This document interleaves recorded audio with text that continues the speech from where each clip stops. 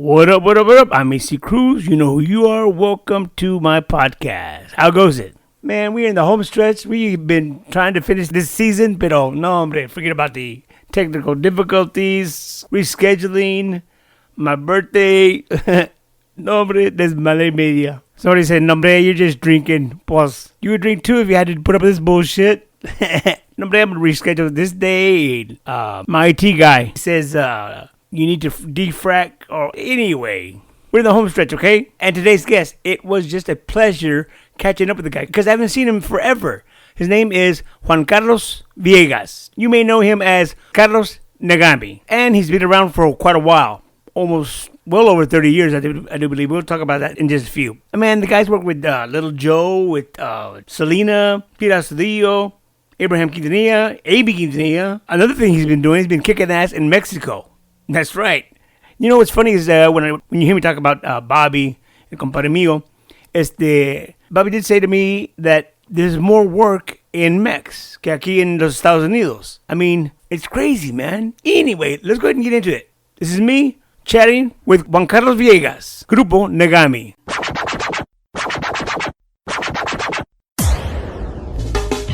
On the next AC Cruz podcast. Hola, B. Carlos, how you been, brother? My good friend AC, I am blessed, my brother. Aquí andamos todavía echándole chingazos, still working. Así es. I'm going to tell you right now, I was talking to my compadre Bobby Pulido about you, about David. I'm going to start off with this right here.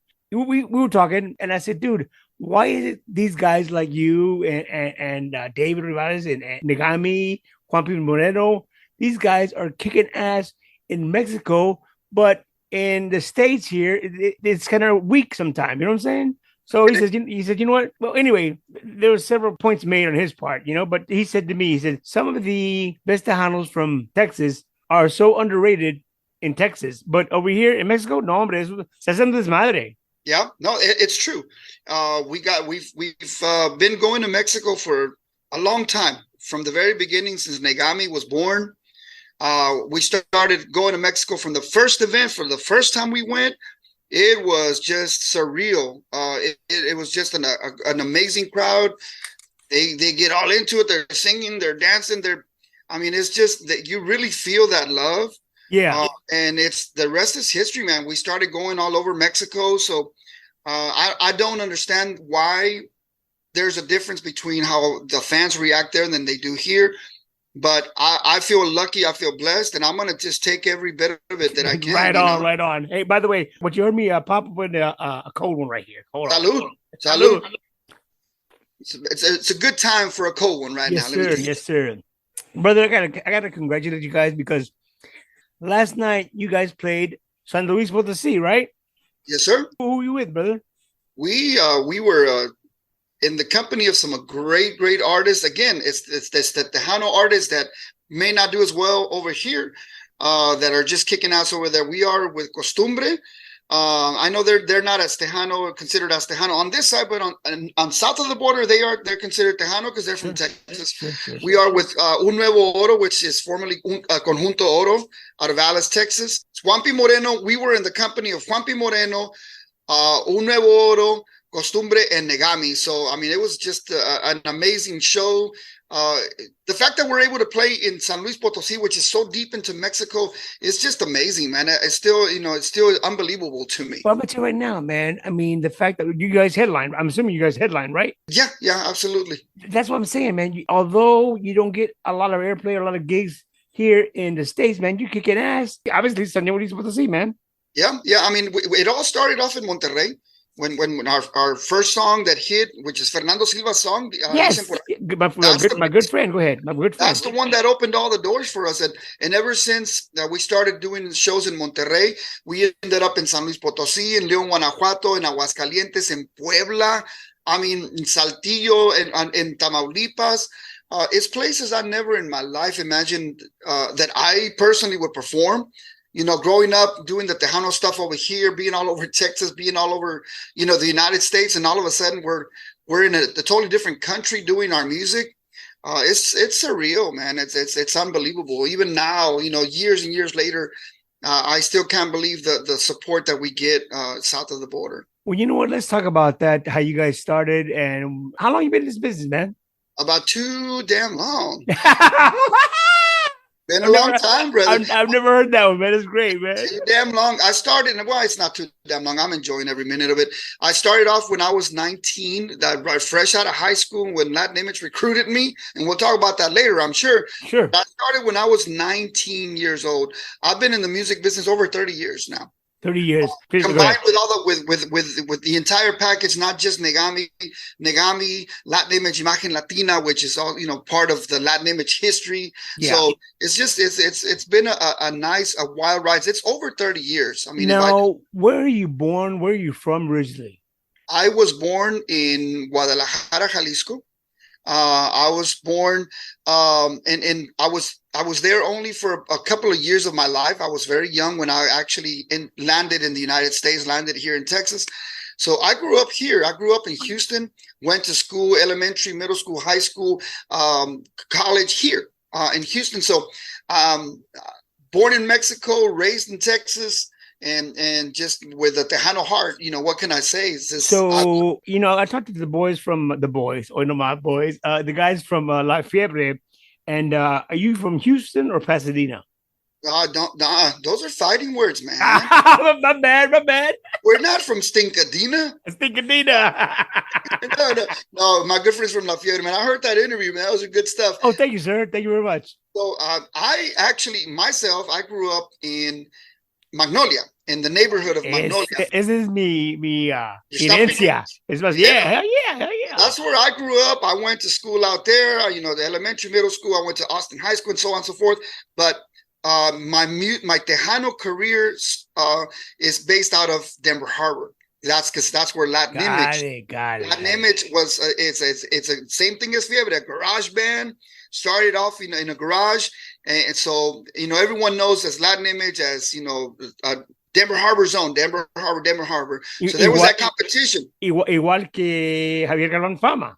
Javier Galván from Fama. They're from Denver Harbor. From the El Dorado area, if I'm not mistaken. Got it. Yeah.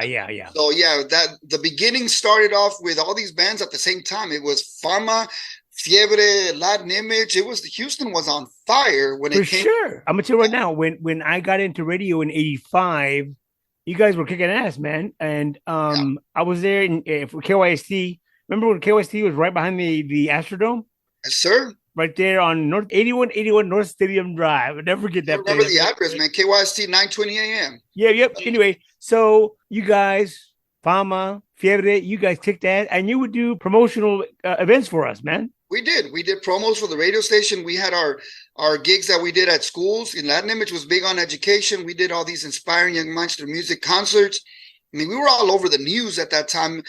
We were doing shows at different high schools, promoting stay in school, say no to drugs, all those events and of course, KYST was a part of that at one point, sure. With the other FM radio stations like Kakukuka and Super Tejano 108. So we were very invested into the younger crowds, into the young students and trying to encourage not only to listen to Tejano, but also to go ahead and stay in school and be productive citizens, man, and keep them off those streets. Sure. Listen, like I said, I worked at KYST from 85 to 89. Then I went on tour with Maz, and then I wound up working in the Valley at a top 40 radio station, and it was strictly English. So I kind of lost touch with the music, and you guys went from Latin Image to Imagen Latina. Now, when I got back into Tejano was in 95. I was playing artists like Límite, Intocables, Costumbre, but I was not familiar with Imagen Latina.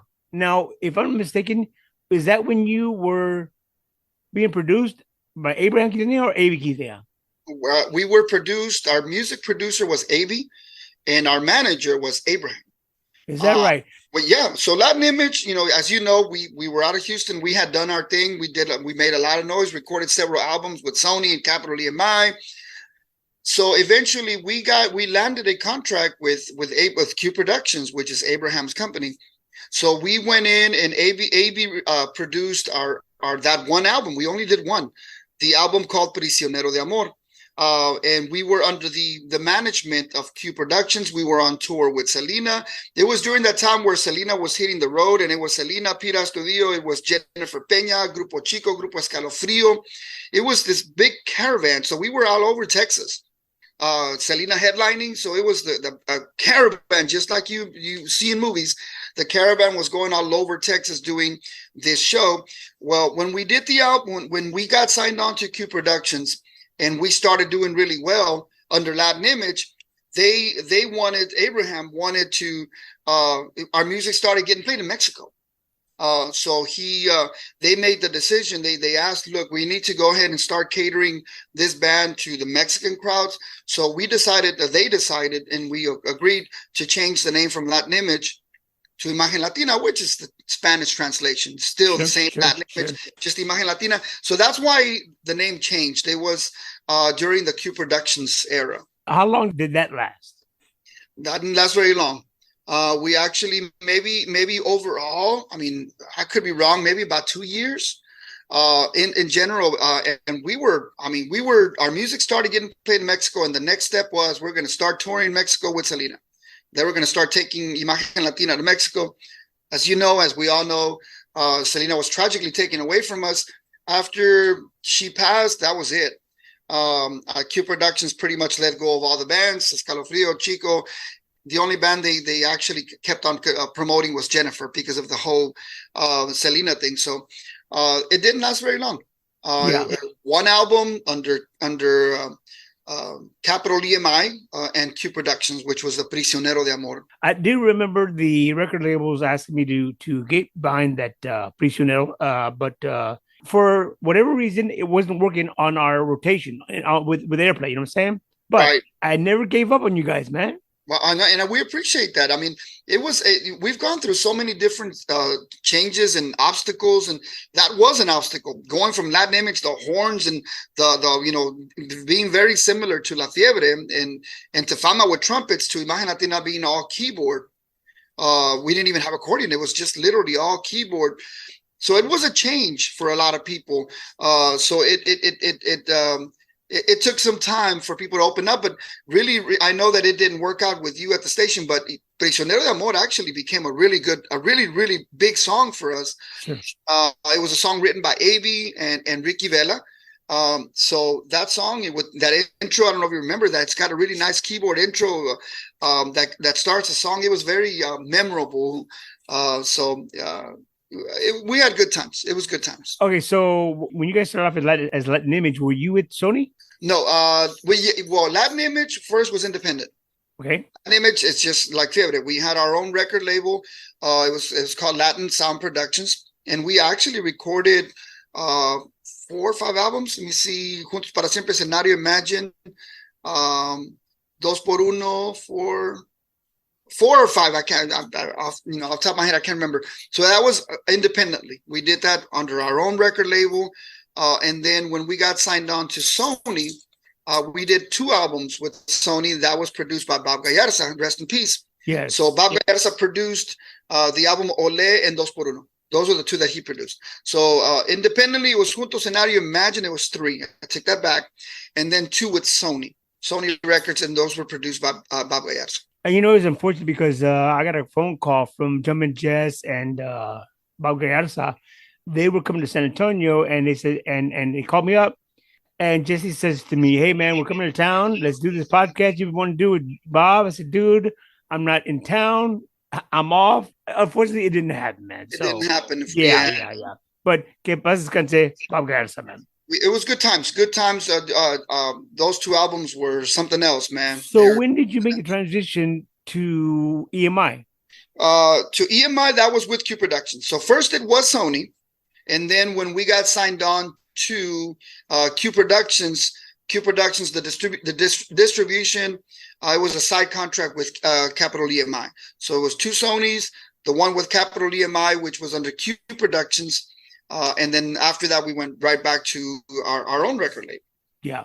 So what became of touring? Because you went over to Mex with Selena. Did you continue that on your own, or eventually come to you later on?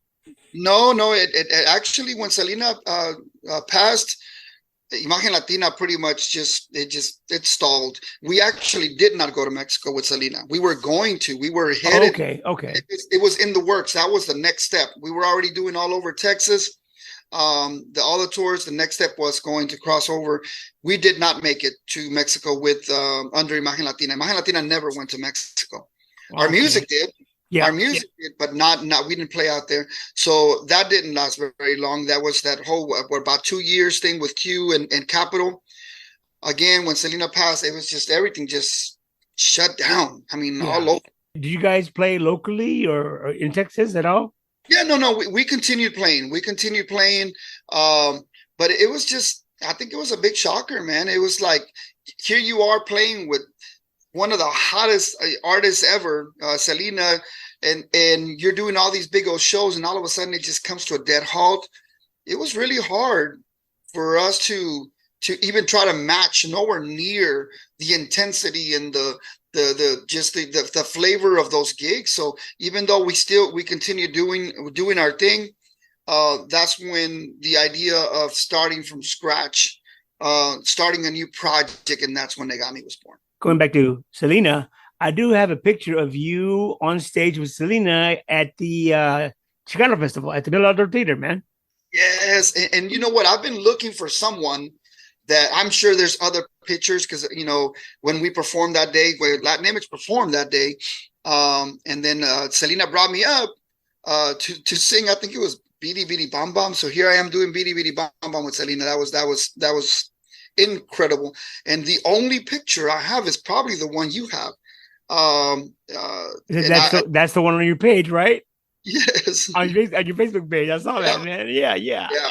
That was unbelievable, man. I'm still hoping, maybe after this podcast, maybe someone out there that was at the Miller Outdoor Theater at that show, maybe has some more pictures. I'd love to get you never know, because I mean, we got listeners all over. I know you do. One of the hottest podcasts out there right now. So thank you so much, man. I am really, really hopeful that maybe someone will produce a picture. So if you listen to this podcast and you got pictures of Carlos and Selena at the Middle Outdoor Theater, hit them up. Yes. Anyway, there's a reward for that. There's a reward. Oh, I see. Speaking of rewards, I remember because I would say maybe 94, I believe. I was still with the Top 40 station, and I went to come see the Eagles Hell Freezes Over tour at the Alamo Dome, and I hear behind me AC. I turned around, it's AB, Suzette. Anyway, long story longer, what's going on with AC? Good. Hey, man. I said, you know what? The ATMs are all out of cash. He said, how much money do you need? I said, just give me $50. They were not taking credit cards. Okay, strictly cash. Anyway, long story longer, dude. He gave me $100. I said, pay it back. Let's go to Mi Tierra after this. I'll pay for dinner and I'll give you back your money. He said, no. Once we leave from here, we got to go back to Corpus. Anyway, so like I said, long story longer, we hooked up in McAllen. Here's your money. I'm paying you back. He said, no, I want you to go on stage with us tonight, and I want you to rap with Bidi Bidi Bom Bom. I said, get the hell out of here. Yeah. So believe it or not, I went ahead and did a rap on stage. That's awesome, man. So that was the most or the cheapest cameo on my part, man. Man, I hope you have some audio or video or something. No. Somebody told me that they have it on video, but it never came through. Anyway, there you go. Reward. There's another reward out there for some. There you go. So listen. So when you guys are on a hiatus, what did you do, man? I mean, we never stopped. We really never stopped, but it was just in a very low key. We were doing shows in Houston, just your very, very small, low key kind of events. And then we actually started, the idea of, hey, let's just go. Let's try something different. Maybe Imagen Latina with Selena's death, we need to put that sucker away too. Maybe it's just not meant to be. So that's when we ended up hooking up with Fernando. And then the whole this project of Negami came about. Is it true that Fernando came up with the name Negami? He did. Actually, he did. When we were trying to figure out what name we would go with. The only other name, we threw a bunch of names on the table, and we had different ideas. And the other name that we were going to be up until we ended up being Negami was Cautivo. that was going to be the name of this new project, Cautivo with a K, K-A-U-T-I-V-O, Cautivo, whatever that means. So we thought we even had one picture that we took with Cautivo on it, but that never went anywhere. And then next thing you know, when I hooked up with Fernando, and then he suggested Negami, I'm like, the word imagen backwards. We are keeping imagen still in the family. Imagen from image, from Latin image, and then imagen Latina image, and then Negami is basically, if you look behind me, basically imagen backwards. I was going to ask you about that. I dig that. Where did you get those letters, man? These letters actually came from our live show. We did our 20-year anniversary show here in Houston. It's actually going to be 5 years already next year. So about 4 years ago, we did a live show in Houston. It was my very first and only live CD, DVD. So these letters actually came from the stage on this. The theater we did was the Teatro Bilingüe Theater. Yeah.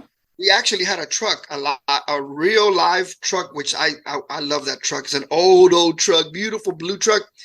I'll send you the link to that. So we have a truck on stage. Go ahead and give us the link now. What is the link? Bottom line is the quickest way. Our link is basically go to gruponegami.com.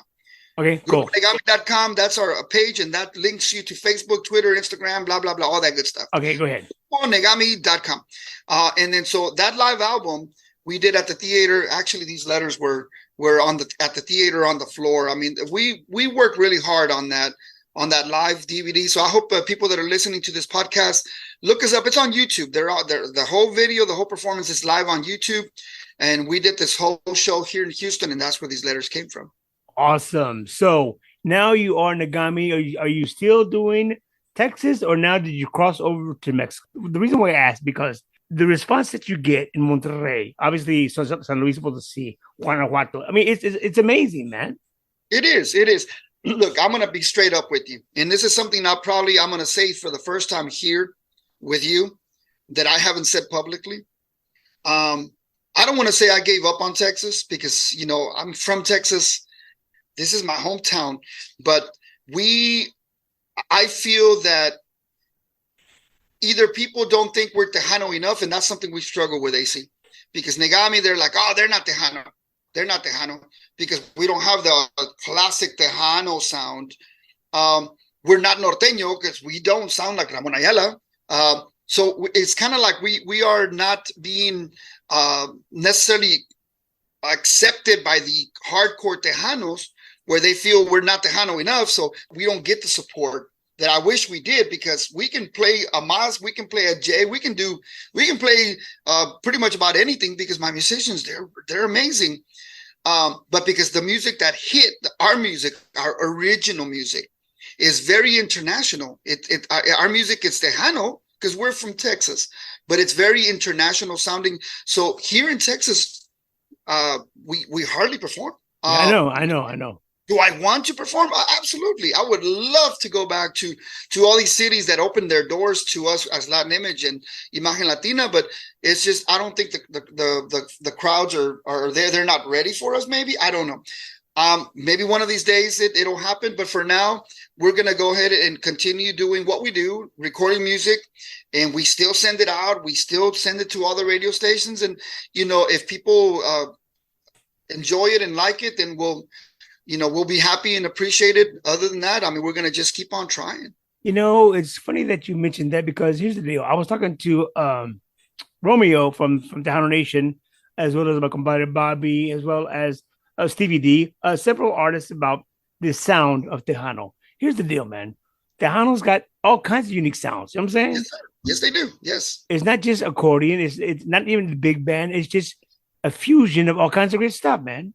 I think Tejano is a feeling, because some people are so hardcore that if you don't sound like Jay, or if you don't have the horns like Little Joe, you're not Tejano. You're not Tejano. And that's what happens. And like, I agree with you, AC. You bring up a good point. You have bands that are your Conjunto Tejano. You have your progressive Conjunto Tejano. You have your Jay Perez with a lot of keys and with sax every once in a while. And you still have your Ruben Ramos with the horn sound. Tejanos can do a lot. We can exactly. stuff. I had the same conversation with Shelly Lales. I said, dude, Tejano is so unique in its own special way because there's so many different vibes when it comes to Tejano. You know what I'm saying? And one thing that's hurt us meaning Tejano, is that we are not giving the new artists a chance. And I'll call out the radio stations. I'll call out the big stations. You know what? I ain't got nothing to lose. The issue is if we do not introduce Tejano, all versions of Tejano, to our young people, the Tejano people that are our age, we're going to eventually die off, and Tejano's going to die with it. Yeah. We need to open our minds. We need to give the new artists a chance. The radio stations need to stop playing the same music over and over from the 90s. I appreciate it, but let's play the new artists. Play 3 or 4 old songs from the 90s. That's fine. That's what's selling you. Sure. That's keeping your station alive. But give these artists a chance, because if you don't, the young people are not going to tune in. They're not going to become Tejano fans, and Tejano is going to die completely. And when we keep on saying Tejano's dead, it's not dead. But oh no. We've got to introduce it to the young people, and that's the problem. I think that's a huge problem we have in our market. I will tell you this though: when I took over as the program director at Que Pasa 99.5 in the Valley, I came up with this saying of the slogan was Que Pasa 99.5, your numero uno for Tejano. Now, the reason I said you're new for Tejano because Tejano to me was a lifestyle. You know what I'm saying? Exactly. The Tejano clothes, the Tejano songs, the Tejano vibe. In my opinion, Carlos, I don't think Tejano will die because it survived with Beto Villa, Little Joe, Ruben Ramos, La Mafia, Maz. And now people would question that why did I play Norteño Light? We started with Intocables, started with Costumbre. Sólido, because you know what? In my market, que era el Valle, la raza le gustaba esa música, ¿me entiendes? Al igual que David Lee, Más, La Mafia, you know what I'm saying? Right. And you definitely want to make sure that you're bringing in other people as well. And it is okay. It is okay. Our music's going to blend one way or another, but I think it was a good move to do that, and I think we need to just learn to accept each other and accept the different styles of music within the Tejano market. Somebody else who is from Houston, Texas as well, who's now living in Ohio, Pablo Urbina, La Traición. He was here recently, and we talked about the same thing, man. Yeah, and Pablo's a really good friend of mine, and I've known Pablo for a very long time. So shout out, as a matter of fact, going out to Pablo, man. It's been a while since I've seen him. So and I hear it. I hear we're all on the same page when it comes to this. Hell yeah. I'm glad that you and Pablo agree with the new flavor coming in. I will tell you this though. Shelly Lades, although she says she's retiring, she's got some new talent coming down the pike, man. Yeah, she's producing good stuff and young artists. Yes. And I'm glad she's doing that, because we know that Shelly has a lot of talent, and she's going to continue using that talent to bring up the Tejano market and bring up some rising stars. Now, speaking of young talent, I understand you have a couple of artists in your family, man. Yeah, I'm blessed, man. I have two kiddos. Actually, they're not that little anymore.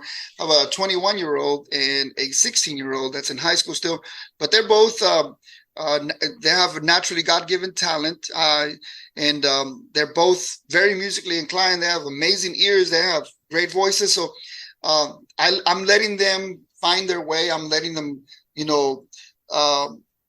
figure out what they want to do. But they know Tejano. They know our stuff. Well, our good friend Fernando Silva told me, he says, dude, his daughter sang Amy Winehouse. Oh, God. He says, she knocked it out of the park, man. Yeah, no, we're very blessed. And she's very shy. Well, at least she says she is. But I'm waiting for that moment where she is on stage and she feels what we artists feel all of a sudden, where you have the fans just like, you feel that energy. Once she feels that one time, AC, she's going to get hooked. I mean, don't we all, right, as artists? Yeah, for sure. Hell yeah. You've been there. So yeah, man. What about your boy, man? Same thing. He writes his own music. He's actually produced three songs that he's actually released. His music's also on Spotify, but again, he's also doing the English market. He's doing English stuff. what's great about my son is he writes the songs, he arranges the songs and records everything himself. I wish I could do that. I wish I could do that, man. I'll be producing albums left and right. I do want to know about the song that you got out right now, man. Todo y okay. ¿Cómo se llama? ¿Pa dónde? Okay. ¿Qué significa? ¿Pa dónde okay means where and what? Yeah. That's what it means. Where and what. The song was given to me by a songwriter out of Monterrey. He actually given me a lot of several songs. And this guy, he writes he's a younger dude. What's funny, let me tell you a funny story about him. We actually did a release in Monterrey, and he was being interviewed about the song and about Negami. He was, you know what? When I was in middle school, I was going to Negami shows. I said, stop saying that because you're making me feel old. He was a fan when he was in middle school of Negami. Yeah. In Monterrey, going to different shows to see us. And now, fast forward, he's writing music and we're recording his songs. So he was very happy. So he wrote this song called Pa Donde Okay. Song basically talks about a couple they meet at a bar or somewhere, and they're both heartbroken. They both had troubles in their lives. They're looking at each other and they're saying, you know what? Okay, enough with the looks, enough with the crap. Pa donde okay? What he's basically saying, where do you want to go? You want to go to a movie? You want to go to an apartment? You want to go to the park? I don't care. Forget all the past that we both dealt with, all the heartbreaks. This is our moment. We're gonna stop with the bullshit and let's just go right to it. So pa donde? Okay, where do you want to go and what do you want to do? So did they find a hotel room? Wait, that's part 2. AC, we gotta wait for part 2 after this. I love he was so.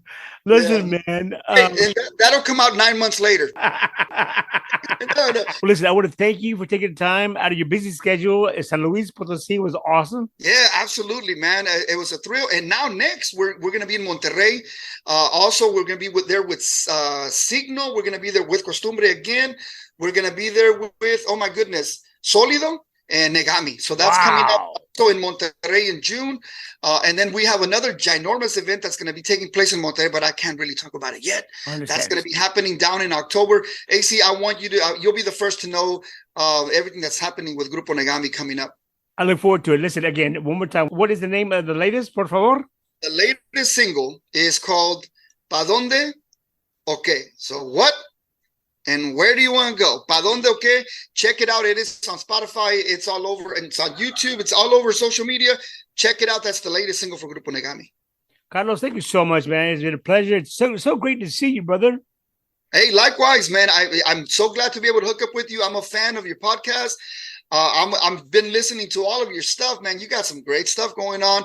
And I want to thank you for having me today. No, I want to thank you because you're busy, man. You're busy. Obviously, again, like I said, you kicked ass in San Luis Potosi. One more time, give me those dates coming up. Yeah, it's June 23rd. That's going to be the one coming up in Monterrey. That's going to be the next big show.